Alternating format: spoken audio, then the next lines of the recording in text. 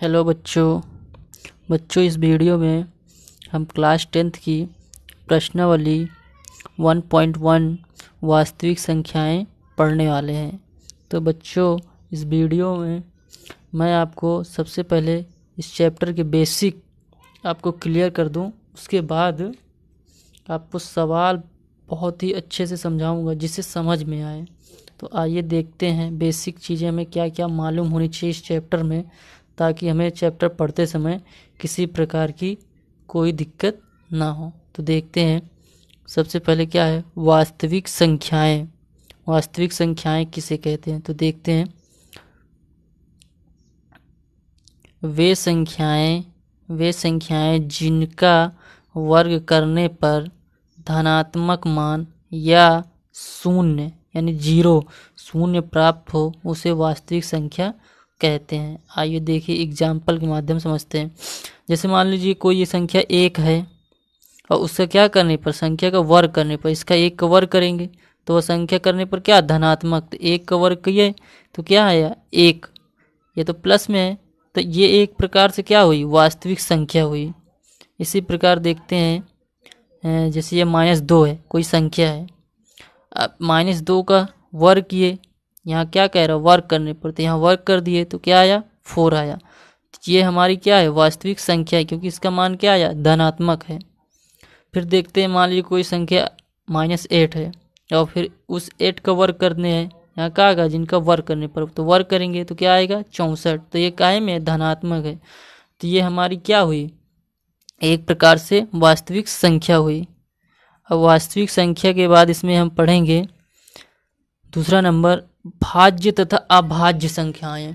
भाज्य किसे कहते हैं, अभाज्य किसे कहते हैं? तो देखते हैं भाज्य संख्याएं वे संख्याएं जिनके 2 से अधिक गुणनखंड प्राप्त हों उसे भाज्य संख्या कहते हैं। भाज्य संख्या फिर देखें वे संख्याएं जिनके 2 से अधिक गुणनखंड प्राप्त हों उसे भाज्य संख्या कहते हैं।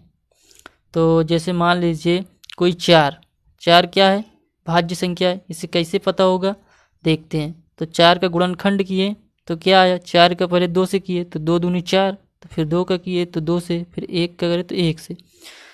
तो इसमें लिखा वे संख्याएं जिनके 2 से अधिक गुणनखंड, क्या 2 से अधिक, तो इसके गुणनखंड कितने हैं देखेंगे, इसके गुणनखंड कितने हैं 4 के, 2 गुणे 2 गुणे 3, तो इसके गुणनखंड 1 2 3, तो इसके गुणनखंड क्या है 2 से अधिक हैं 3 है, इसलिए ये 4 क्या है भाज्य संख्या है।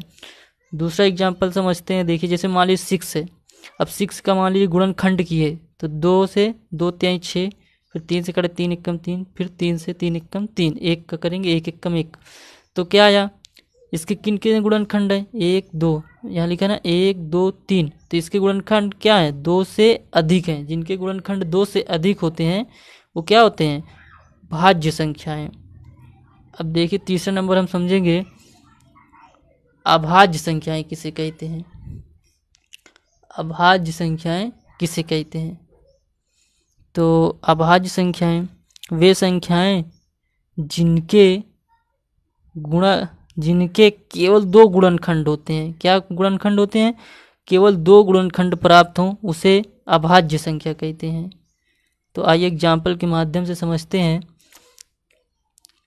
देखिए जैसे 2 है, 2 का गुणनखंड करेंगे तो 2 एकम 2, फिर 1 का करेंगे 1, तो इसके 2 गुणनखंड कितने आए 2 गुणे 1, तो इसके गुणनखंड कितने आए 2, तो इसलिए क्या है केवल 2 गुणनखंड हो, केवल 2 गुणनखंड हो तो उसके क्या कहेंगे अभाज्य संख्या। जैसे मान लीजिए 3 है, 3 का गुणनखंड करेंगे तो 3 एकम 3, फिर 1 का करेंगे 1, तो कितने गुणनखंड आए केवल 2, जिसके गुणनखंड केवल 2 आए वही हमारे क्या होगी अभाज्य संख्या होगी। जैसे 5 का करेंगे तो 5 एकम 5, 5 एकम 1, 1 एकम 1, तो गुणनखंड कितने हैं 5 गुणे 1, तो इसके गुणनखंड 2 हैं, तो ये संख्या क्या होगी हमारी अभाज्य संख्या है।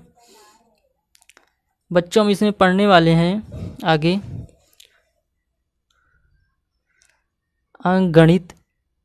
अंकगणित के आधारभूत प्रमेय। हम अंकगणित के आधारभूत प्रमेय के बारे में पढ़ने वाले हैं। तो किसी भाज्य संख्या को हम अभाज्य गुणनखंड के रूप में लिख सकते हैं।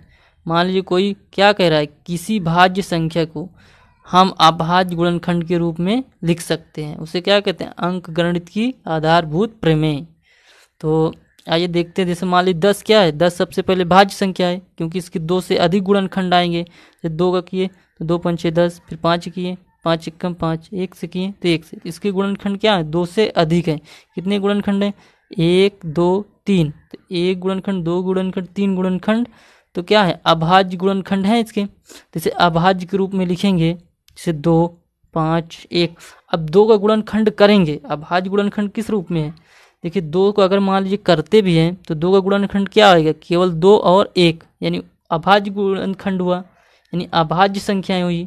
जैसे मान लीजिए करते हैं 2 का, अगर 2 का करते हैं तो 2 कम 2 1 1 कम, तो इसके गुणनखंड कितने आए, 2 गुणे 1, तो इसलिए हमारी क्या हुई, भाज्य अभाज्य संख्या।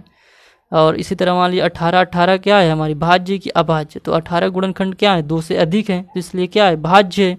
अब उनके जो गुणनखंड आए वो क्या हैं, अभाज्य हैं, क्योंकि इसके 2 से अधिक गुणनखंड नहीं हो सकते हैं। 2 के केवल 2 गुणनखंड आए, 3 के केवल 3 गुणनखंड 2 गुणनखंड आए, इसके भी कितने गुणनखंड आए, 2 गुणनखंड। तो इस वीडियो में इतना ही हम देखेंगे, बाकी अब मैं एक्सरसाइज के सारे सवाल हल कराऊंगा, तो उसमें आप देख सकते हैं अच्छे तरीके से। तो दोस्तों ये वीडियो आपके समझ में आया हो तो प्लीज़ लाइक एंड सब्सक्राइब कीजिए, और चैनल को सर आप पढ़ने वाले सभी विद्यार्थी को शेयर कीजिए।